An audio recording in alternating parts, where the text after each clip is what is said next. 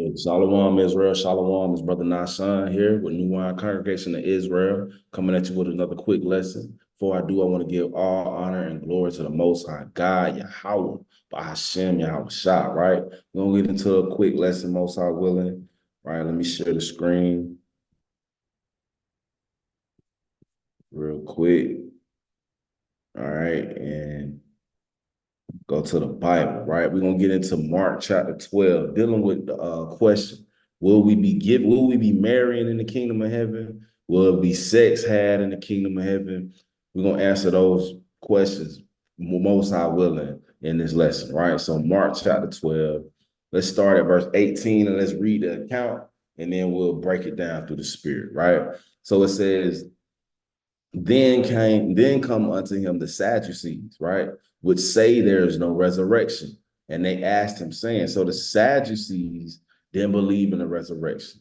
Master, Moses wrote unto us, if a man's brother die and leave his wife behind him, and he leave no children, that his brother should take his wife and raise up seed unto his brother. Now there were 7 brethren. The first took a wife and died and left no seed. The second took her and died, neither left he any seed. And the third likewise. And the 7 had her and left no seed. Last of all, the woman died also. In the resurrection, therefore, when they shall rise, whose wife shall she be of them? For the 7 had her to wife. And Yahushua answering said unto them, do you not therefore err, because ye know not the scriptures, neither the power of Yahweh? When they shall rise from the dead, they neither marry nor are given in marriage, but are as the angels which are in heaven. All right. Now, as touching the dead, they that rise, have you not read in the book of Moses how in the bush Yahweh spake unto him, saying, I am the God of Abraham, and the God of Isaac, and the God of Jacob. He is not the God of the dead, but the God of the living. Ye therefore do greatly err, right? So that's the account, right? So let's break it down through the spirit, right? So the question at hand, the Sadducees came to him saying, who believed there was no resurrection, if 7 brethren had wifed one woman because they married her in succession after each one died, whose wife would she be in the resurrection? Right? The Sadducees didn't believe in the resurrection. Let's deal with that. I don't know why this Bible ain't working, Salaki. Let me go back to another one. All right, let's go to the book of Acts. Acts chapter 23 and verse 5. It said, then said Paul, I wist not, brethren, that he was the high priest, for it is written, thou shalt not speak evil of the ruler of thy people. But when Paul, no, so like verse 8, that's what I want. For the Sadducees say there is no resurrection, neither angel nor spirit, but the Pharisees confess both. Right. So the Sadducees didn't believe in the spirit, no angels, and no resurrection or nothing like that. But the Pharisees did believe in that. Right. Jump down to so that's the Sadducees, right? Let's go back to Mark, right? Verse 19. So they asked the question, if a man's brother die and leave his wife behind him and leave no children, that his brother should take his wife and raise up seed unto his brother, right? Where are they getting that from? Let's go to the book of Deuteronomy, Deuteronomy chapter 25, because this is in the law, right? Side note, this is a situation that could actually force multiple married man to have multiple wives in some instances, right? It's just reality, just putting that out there, right? The Most High regulates that, right? So Deuteronomy 25, verse 5, it says, if brethren dwell together and one of them die and have no child, the wife of the dead shall not marry without unto a stranger. Her husband's brother shall go in unto her and take her to him to wife and perform the duty of an husband's brother unto her, meaning he needs to have sex with his brother's wife. And it shall be that the firstborn which she beareth shall succeed in the name of his brother, which is dead, that the name be not put out of Israel. So that's the law. If your brother dies, right? If you got a brother and you die and you didn't have any sons, your brother or your nearest kinsman needs to take your wife on as a wife and raise up seed in your name, right? That's a law. That's so that your name doesn't get blotted out of Israel. And that firstborn child will need to have your name, right? So that's part of loving your neighbor as yourself, basically. You understand? So let's go real quick. Let's go back in time. Let's go to Genesis chapter 38. This to show you they had the law way before Moses came, right? Genesis 38 and verse 6. It says, and Judah took a wife for his firstborn son, whose name was Tamar. And Judah's firstborn, was wicked in the sight of the Lord, and the Lord slew him. And Judah said unto Onan, go in unto thy brother's wife and marry her, and raise up seed to thy brother. All right. And Onan knew that the seed should not be his. And it came to pass when he went into his brother's wife that he spilled it on the ground, lest that he should give seed to his brother. And the thing which he did displeased the Lord, wherefore he slew him also. Right. So they got this because they had the law. They knew what the law said. It's just the law was reintroduced to us when we came out of Egypt by Moses. But they had the law back then, right? Otherwise, they wouldn't have known to do this. Same with Cain and Abel offering up sacrifices. It's just what's understood don't always got to be said, right? So he spilled his seed. What's that talking about? Let's go to Leviticus chapter 15 and let's read verse 16. All right. If any man's seed of copulation go out from him, let's look at that word, copulation.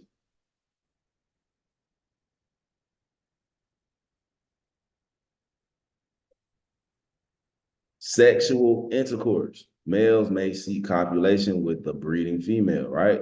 Copulation is sex.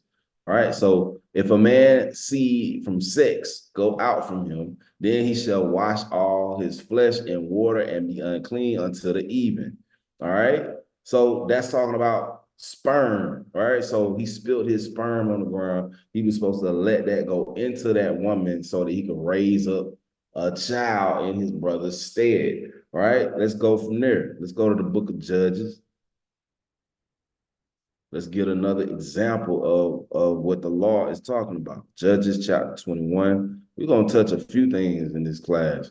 Judges 21, and let's read verse 25. Right? It says, in those days there was no king in Israel. Every man did that which was right in his own eyes. Right. So in the time of the judges, it's the same time of Ruth.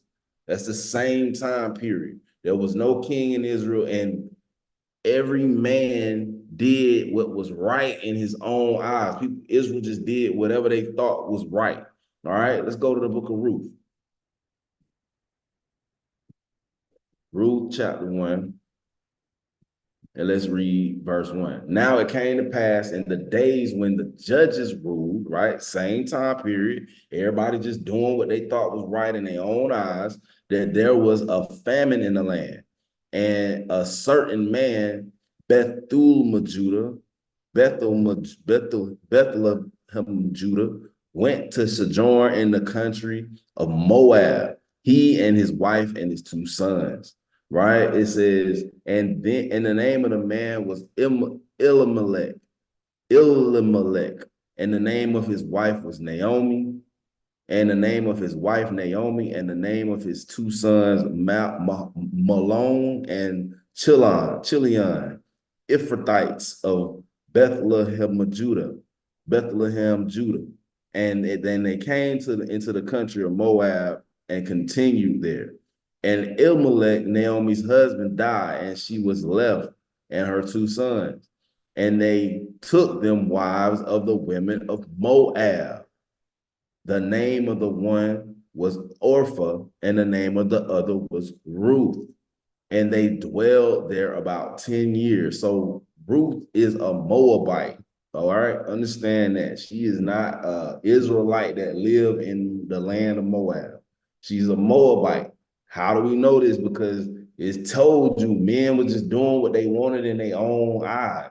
It wouldn't need to specify that this was a woman of Moab if she wasn't a Moabite. So these men took them Moabite women, right? Let's go read verse 5. And Mahlon and Chilion died also, both of them, and the woman was left of her two sons and her husband, right? So these women died without raising seed to these men, right? These men died without raising up seed before they died, right? Let's jump over to chapter 4 and let's read verse 1. All right. It says, then went Boaz up to the gate and sat him down there. And behold, the kinsman of whom Boaz spake came by, unto whom he said, hold, such a one, turn aside, sit down here. And he turned aside and sat down.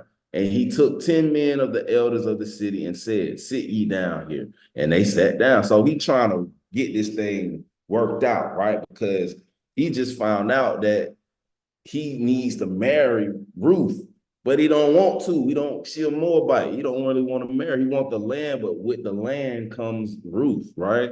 So watch what he does. In verse 3, it says, and he said unto the kinsman, Naomi, that is come again out of the country of Moab, selleth a parcel of land, which was our brother Elimelech's. All right. And I thought to advertise thee, saying, buy it before the inhabitants and before the elders of my people. If thou wilt redeem it, redeem it. But if thou wilt not redeem it, then tell me that I may know. For there is none to redeem it beside thee.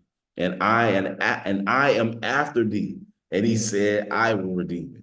Right. So he basically like, look, y'all closer in kinsmanship to Amalek than I am, right? So y'all redeem this land. He keep trying to basically get roof off on them by pitching the land to them, right? Because he don't want this Moabite woman, all right? Keep that in mind. Right? Let me see where I'm at. Verse 5. Then said Boaz, what day thou buyest the field of the hand of Naomi, thou must buy it also of Ruth the Moabitess, the wife of the dead, to raise up the name of the dead upon his inheritance. So with the land came Ruth, the Moabitess, right? It wouldn't need to say that if she wasn't a Moabite, right? She's a Moabite woman, right? It says, and the kinsman said, I cannot redeem it for myself, lest I mar mine own inheritance. Mar my own inheritance. Why? Because I'm gonna be married to a Moabite. I don't want to put that stain on my name. Redeem thou my right to thyself, for I cannot redeem it. Right? So he like, look, you go ahead, bro. I can't get it because I'm gonna mess my own name up. I don't want to do that. Right? So that's the thing you got going on, right? Jump down to verse 13. It says, so Boaz took Ruth, and she was his wife. And when he went in unto her, the Lord gave her conception, and she bare a son. Right? So she bare a son. Boaz took Ruth. His name would continue in Israel.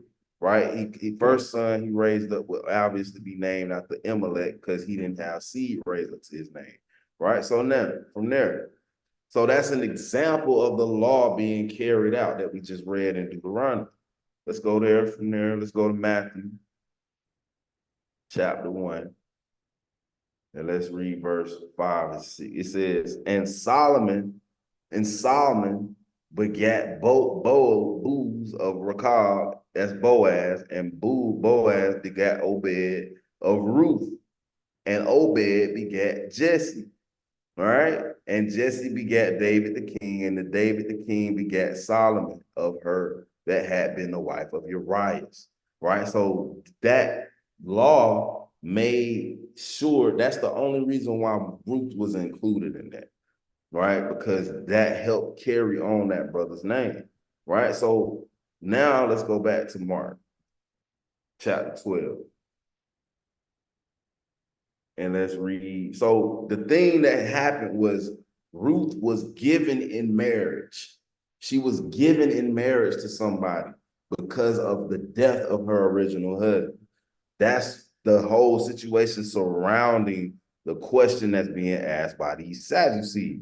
So let's read it again. Mark 12 and 18.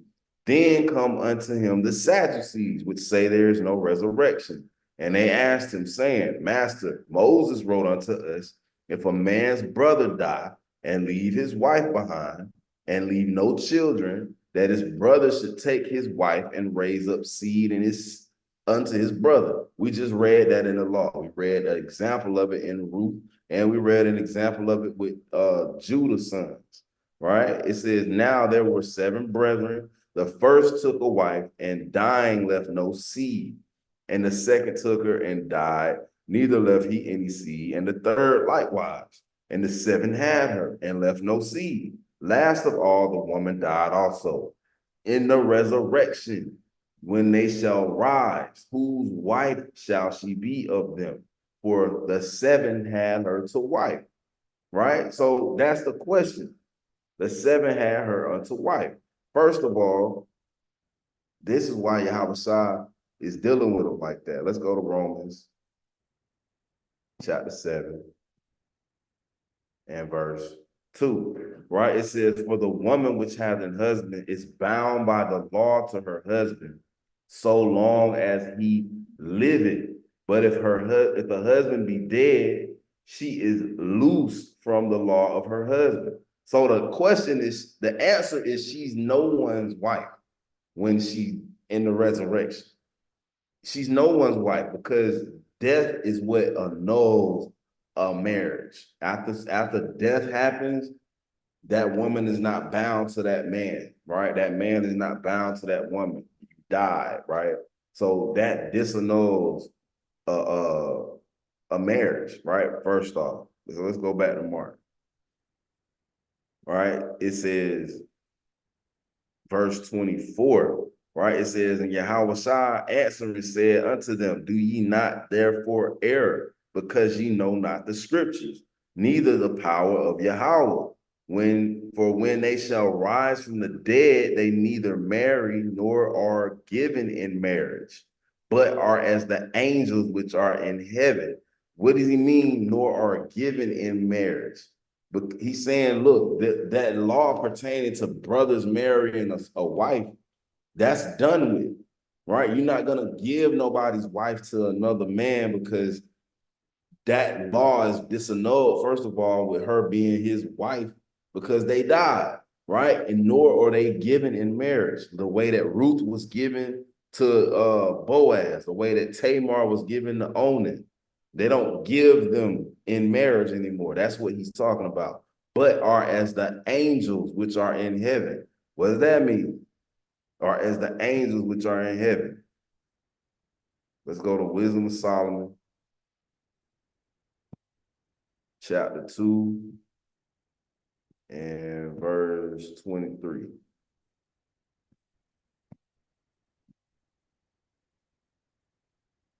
Right? It says, for Yahweh created man to be immortal and made him to be an image of his own eternity. Right? So man was created to be immortal. That's why you won't die and your wife be given to your brother in the kingdom of heaven. That's why they neither marry or given in marriage. You're not saying that you won't have a wife. You're going to have wives in the kingdom of heaven. We're going to prove that too. Right? Let's go to I don't want to go from there. So that's what he mean you are as the angels, meaning you gonna live forever. You'll be immortal, right? Death won't be a thing anymore. Let's go to Zechariah chapter 12.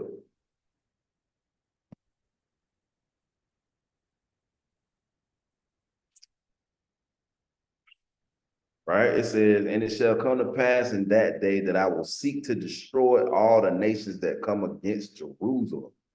it says, and I will pour upon the house of David and upon the inhabitants of Jerusalem the spirit of grace and of supplications. And they shall look upon me whom they have pierced, and they shall mourn for him as one mourneth for his only son. And they shall be in bitterness for him, as for one that is in bitterness for his firstborn. Right? This is talking about in the wilderness. It says, and they shall look upon me. Right? When are we going to look upon him?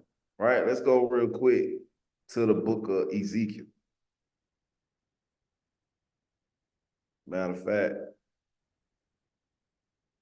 yeah, let's go to Ezekiel. We're going to come back though. I want to deal with this look upon Ezekiel chapter 20 and verse 35. It says, and I will bring you into the wilderness of the people, and there will I plead with you face to face. Right? So when we get back into the wilderness again, the Most Yahweh Shai is going to deal with us face to face. That's when we're going to be looking at him. Right? That's when we shall look upon him, and we shall mourn for him as one that mourneth for his only son, and shall be in bitterness for him, and as one that is in bitterness for his firstborn. Right? It says, and in that day they shall be in a great mourning in Jerusalem, as the mourning in Hadrimon, Hadadarimon, in the valley of Megiddo. And the land shall mourn, every family apart, the family of the house of David, and their wives apart, the family of the house of Nathan, and their wives apart.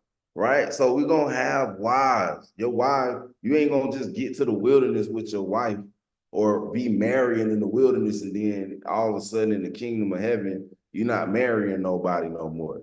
Right? That would got to keep in mind, 2/3 of Israel is going to die. 2/3 going to die. Right? Let's get that while we in Zechariah. Zechariah chapter 13 and verse 8. And it shall come to pass that in all the land, saith the Lord, 2 parts therein shall be cut off and die, but the third part shall be left therein. And I will bring the third part through the fire, and will refine them as silver is refined, and will try them as gold is tried. They shall call on my name, and I will hear them. And I will say, it is my people, and they shall say, the Lord Yahweh is my God. Right? So 1/3 is gonna make it. The whole rest of the earth got to get populated again. Right? That's got to happen. That's gonna come from sex. Right? Let's go to Psalms. Psalms chapter 149 and verse 5. You're gonna have sex in the kingdom. Some of y'all a little squeamish. You're gonna have it's gonna be sex, and more sex, right? Righteous sex. It say, let the saints be joyful in glory, right? When we gonna be in glory? In the kingdom. Let them sing aloud upon their beds. What's the thing that make you sing on your bed? Sex. You're gonna be having sex in the kingdom, right? Let's go to Isaiah. Isaiah chapter 60 and verse 22. Right? It says, a little one shall become 1,000, and a small one a strong nation. I, the Lord, will hasten it in his time. All right, so this is going into the kingdom. You're gonna be multiplying, right? That wasn't that the first commandment the Most High gave to Adam when he was still in a God state. Let's go to Genesis chapter 2. Is it 2?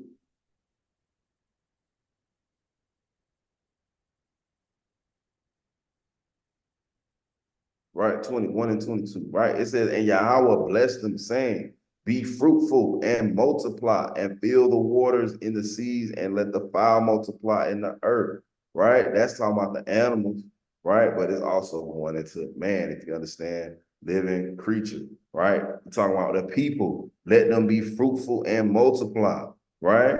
So he always wanted us to be fruitful and multiply. That was the goal from the beginning. right? Watch this. Chapter 2 and verse.